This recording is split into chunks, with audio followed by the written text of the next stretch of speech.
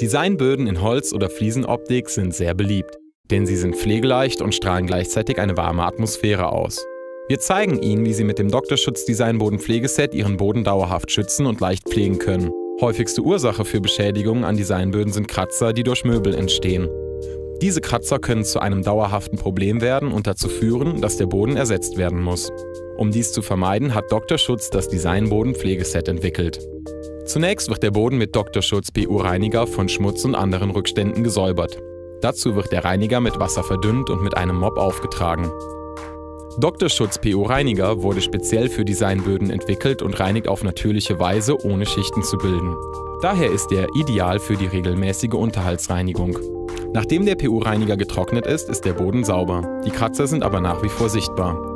Nun kommt der zweite Teil aus dem Designboden-Pflegeset zum Einsatz, die Dr. Schutz Vollpflege Matt. Vollpflege Matt wird unverdünnt auf den Boden aufgebracht und anschließend gleichmäßig verteilt.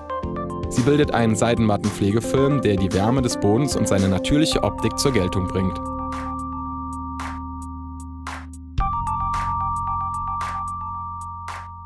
Außerdem schützt sie vor neuen Kratzern und lässt bereits abgenutzte Böden wieder wie neu aussehen.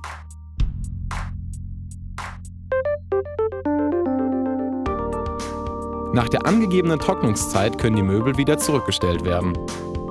Dabei empfiehlt es sich, Tische oder Stühle mit passenden Gleitern aus dem Dr. Schutz Scratch No More Sortiment zu versehen, um erneute Kratzer zu vermeiden.